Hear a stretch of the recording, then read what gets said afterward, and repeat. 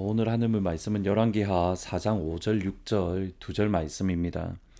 여인이 물러가서 그의 두 아들과 함께 문을 닫은 후에 그들은 그릇을 그에게로 가져오고 그는 부었더니 그릇에 다 찬지라. 여인이 아들에게 이르되 또 그릇을 내게로 가져오라 하니 아들이 이르되 다른 그릇이 없나이다 하니 기름이 곧 그쳤더라. 성경에 보면 기도에 대한 많은 말씀들, 또 많은 하나님의 약속들이 있습니다. 여러분 기도할 때에 어떠한 하나님의 약속의 말씀 또는 예수님의 말씀을 붙들고 기도하십니까? 예를 들어서 마태복음 7장 7절 8절을 보시면 구하라 그리하면 너희에게 주실 것이요 찾으라 그리하면 찾아낼 것이요 문을 두드리라 그리하면 너희에게 열릴 것이니 구하는 이마다 받을 것이요 찾는 이는 찾아낼 것이요 두드리는 이에게는 열릴 것이니라. 그 중에 저희들이 기도에 대한 말씀 중에 자주 듣고 잘 아는 말씀 가운데에 시편 81편의 말씀이 있습니다. 81편 10절에 보시면 나는 너를 애굽 땅에서 인도하여 낸 여호와 내 하나님이니 내 입을 크게 열라 내가 채우리라. 시편의 이 말씀은 먹이를 주는 어미 새가 마치 먹이를 받아 먹는 아기 새의 이미지를 정확하게 표현을 한 겁니다. 아기 새가 입을 크게 열면 먹기 위해서 입을 크게 열면 어미 새가 그 입에다가 먹을 것을 부어주는 것, 넣어주는 것. 이것처럼 우리가 입을 넓게 열면 하나님 우리에게 풍성하게, 넉넉하게, 풍족하게 아버지 되시는 하나님이 우리를 채워주신다라는 약속의 말씀입니다. 오늘 본문의 말씀을 읽으면서 늘 이 구절 입을 열라 내가 채우리라 이 말씀이 늘 기억이 납니다. 엘리사에게 한 여인이 찾아와 그녀가 겪고 있는 아픔들 눈물들을 고합니다. 4장 1절에 보시면 선지자의 제자 중에 아내 중에 한 명이 엘리사에게 부르짖어 이르되 당신의 종 나의 남편이 이미 죽었는데 당신의 종이 여호와를 경외한 줄을 당신이 아시는 바니이다. 이제 빚준 사람이 와서 나의 두 아이를 데려가 그의 종으로 삼고자 합니다. 여러분 이 구절 속에 두 가지 고민이 있습니다. 첫 번째로는 당시 북이스라엘의 영적인 상황을 저희들이 볼 수 있습니다. 선지자의 제자로 살았고 실제로 선지자로서 하나님의 말씀을 선포하고 하나님의 말씀을 증거하는 하나님의 사람으로 일생을 살았고 그렇게 이 땅을 지냈습니다. 그런데 그는 빚을 지며 힘겹게 살아갑니다. 북이스라엘의 영적 상황인 겁니다. 하나님을 사랑하고 하나님을 섬기는 주의 자녀들을 대하는 그들의 모습이 어떠한가 그것을 정확하게 보여주는 겁니다. 당시 북이스라엘은 하나님의 사람 또는 하나님의 말씀을 붙들고 말씀을 선포하는 종들을 가볍게 여겼고 이거는 사실은 선지자의 제자뿐만 아니라 엘리사를 향하여서도 비슷한 상황이었습니다.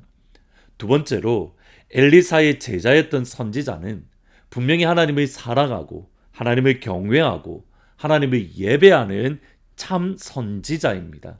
이렇게 말합니다. 당신의 종이 그러니까 나의 남편이 하나님을 경외하는 줄을 당신도 알고 있습니다.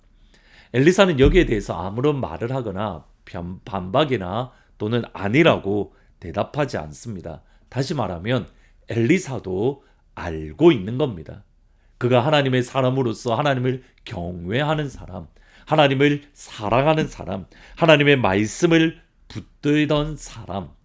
그런데 그가 빚으로 살아갔고 이제는 그의 두 아들이 당대뿐만 아니라 그의 자녀들이 종으로 팔려갈 위기에 처했습니다. 하나님을 경외했는데 빚을 졌고 그의 자녀들은 종으로 팔려간다. 쉽게 넘어갈 수 있지만 사실은 이 표현이 우리의 신앙과 믿음에 많은 고민들을 갖게 만듭니다. 하나님을 사랑하고 하나님을 경외하고 하나님을 예배하는 이에게 하나님은 지켜주시고 보호하시고 채워주시고 함께하시고 모든 것을 공급하시겠다.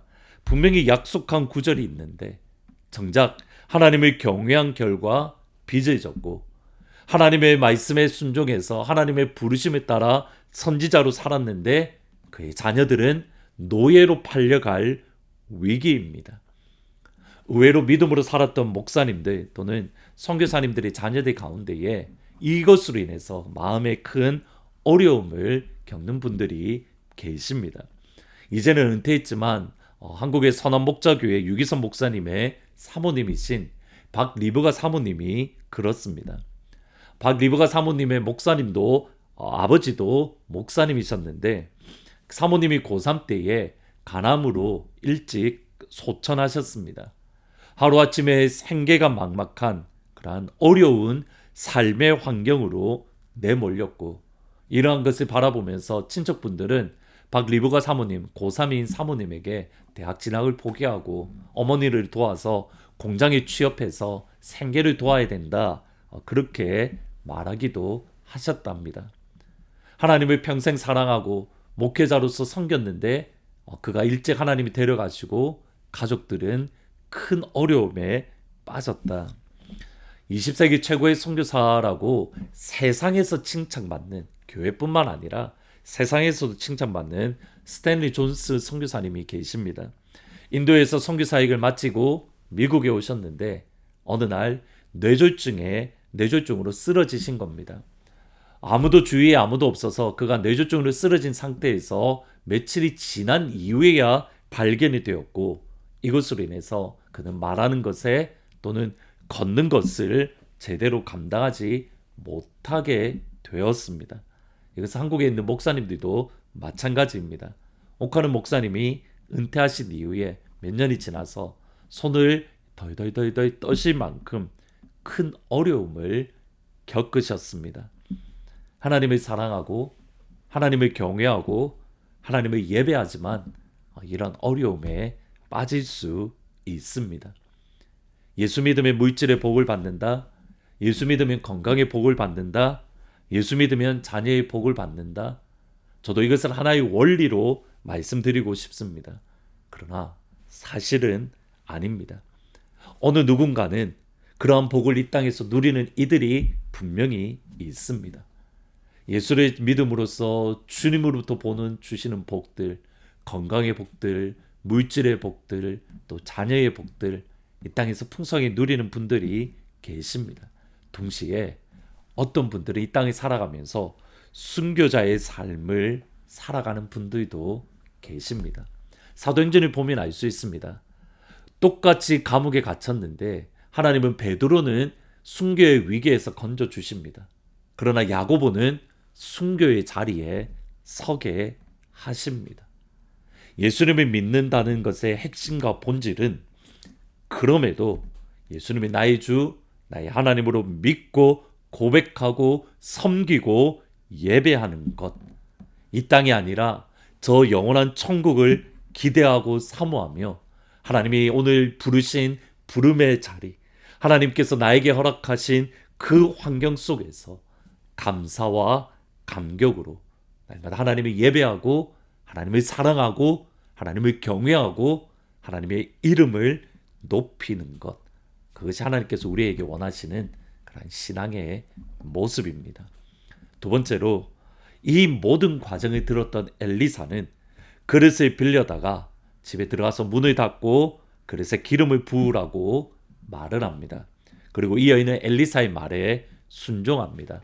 열왕기하 4장 5절 6절에 보시면 여인이 물러가서 그의 두 아들과 함께 문을 닫은 후에 그들은 그릇을 그에게로 가져오고 그는 부었더니 그릇에 다 찬지라. 여인이 아들에게 이르되 또 그릇을 내게로 가져오라 하니 아들이 이르되 다른 그릇이 없나이다 하니 기름이 곧 그쳤더라. 이 말씀을 읽을 때마다 몇 가지 드는 생각들 또는 마음들이 있습니다. 첫 번째로는 만약 이 여인이 엘리사의 말이 듣고도 믿음이 없어서 또는 귀찮아서 또는 신뢰하지 못해서 집에 있는 그릇 하나 두 개만 실험적으로 부었다라고 한다면 과연 어떻게 되었을까? 성경은 정확하게 이렇게 말합니다. 다른 그릇이 없습니다. 곧 기름이 그쳤다. 그릇 하나와 두 개를 준비했다면 하나와 두 개의 기름이 채워지고 끝났을 겁니다. 10개라면 10개, 100개라면 100개. 1000개의 그릇을 준비하면 1000개. 그가 그릇을 준비한 만큼 하나님은 그에게 부어 주십니다. 근데 이것을 또 생각해 보면 이상합니다. 하나님은 굳이 그릇을 준비하지 않고 이 여인의 모든 필요들을 채워 주실 수 있습니다. 그냥 예를 들어서 생각해 보면 어느 곳을 지나가면 금이 있을 거니까 그 금을 가져다가 빚을 갚으면 된다. 실제로 예수님이 그렇게 하신 적이 있습니다. 베드로에 가서 물고기를 잡아서 그 입을 열면 데나리온이 있을 거야. 그것으로 성전에 텍스를 내면 돼. 하나님은 그렇게 하실 수 있습니다. 또 다른 방법은 빚을 주었던 그 사람의 마음을 변화시켜서 하루아침에 찾아와서 빚 갚지 않아도 됩니다. 걱정하지 마십시오. 이렇게 탕감할 수 있는 방법도 있습니다. 하나님은 하실 수 있는 방법은 수십 개, 수백 개, 수억 개입니다. 그 중에 하나를 하나님이 선택하신 것이 여인이 그릇을 빌려다가 그 그릇에 기름을 채우는 방법입니다. 하나님이 그냥 그것을 선택하신 겁니다. 여인은 하나님 차라리 이 방법이 더 좋은데요가 아니라 하나님께 주신 말씀에 순종하면 됩니다. 왜 굳이 이렇게 하십니까? 왜 이렇게 번거롭게 하십니까? 그냥 한 번에 해결할 수 있는데 그것이 아니라 순종해서 동네에 가서 그릇을 모두 다 빌려다가 그 가운데 기름을 부으면 풍족하게 채워집니다.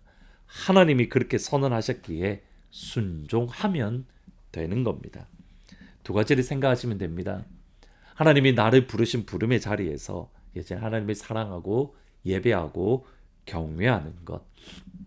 우리의 삶이 이 땅에서 형통하면 형통한 대로 하나님을 사랑하고 예배하고 경외하고, 이 땅에서의 삶이 어려우면 어려운 대로, 나를 부르신 부름의 자리가 순교자의 자리면 순교자의 자리대로 하나님을 예배하고 찬양하고, 두 번째로 수없이 많은 것 가운데에 하나님이 나에게 주신 그 방법에 순종하며 나아가는 것. 그러면 하나님의 영광을 볼 수 있습니다. 오늘 하루 하나님이 나를 부르신 부름의 자리에서 하나님을 찬양하고 또 순종함에 아버지의 영광을 경험할 수 있기를 주님의 이름으로 축복합니다. 아멘. 기도하십니다. 하나님, 정말 할 수만 있으면 이 땅을 살아가면서 사랑하는 우리 하나님의 모든 가족들이 건강하기를 원합니다. 또 물질의 넉넉한 복을 받기를 원합니다. 또 가정이 잘 되고 사업이 잘 되고 또 직장이 잘 되는 그러한 축복을 받기를 원합니다. 하나님, 그러면 그러한 대로 하나님을 사랑하고 예배하고 섬기는 자리에 서게 하시고, 혹이라도 나를 부르신 부름의 자리가 순교자의 자리라고 한다면 그 순교자의 자리에서 하나님을 사랑하고 하나님을 예배하고 하나님을 높이는 그런 믿음의 자리에 설 수 있도록 아버지 도와주옵소서. 하나님, 하나님께서 수없이 많은 것들을 행할 수 있는 것 가운데에 특별히 나에게 원하시는 그 순종의 자리가 있습니다. 이해가 되지 않지만 순종할 때에 하나님의 영광을 경험하며 바라볼 수 있는 그런 오늘 하루 우리의 삶이 될 수 있도록 아버지 도와주옵소서. 예수님의 이름으로 기도합니다. 아멘. 하나님이 나를 부르신 부름의 자리에서 하나님을 예배하며 순종하는 그런 은혜가 있기를 진심으로 축복합니다. 내일은 11시에 1부, 2부 연합예배로 예배를 드립니다. 기억하시고 많이들 오셔서 하나님 앞에 예배하고 더불어서 임직식도 같이 드립니다. 임직자들에게 하나님의 은혜와 하나님의 기름 부으심이 가득할 수 있도록 위해서 같이 오셔서 기도도 해주시고 또 같이 축복해 주시는 귀한 시간이 되기를 진심으로 부탁드립니다. 우리가 살고 있는 이 세대는 하나님의 뜻을 알고도 순종하지 않는 세대요, 하나님께 드리는 신과 약속을 저버린 타협한 세대라는 것을 부인할 수가 없습니다. 하나님께서는 이런 세대 가운데 주님을 향한 순전한 소망을 품을 수 있는 순결한 신부의 세대를 부르고 있습니다. 순결한 신부의 세대라는 것은 우리의 죄를 위하여 이 땅에 오신 예수 그리스도의 죽으심과 부활하심과 다시 오심을 선포하는 증인의 삶을 사는 세대를 말하고 있습니다. 이 증인의 삶은 주님과 함께 고난을 받으며 십자가의 길과 순교자의 삶을 사는 것을 의미합니다. 조롱하는 소리가 있고 세상의 유혹이 찾아온다 할지라도 예수 그리스도의 증인의 길을 걸어가십시오. 하나님의 사랑이 영원히 함께하여 주실 것입니다.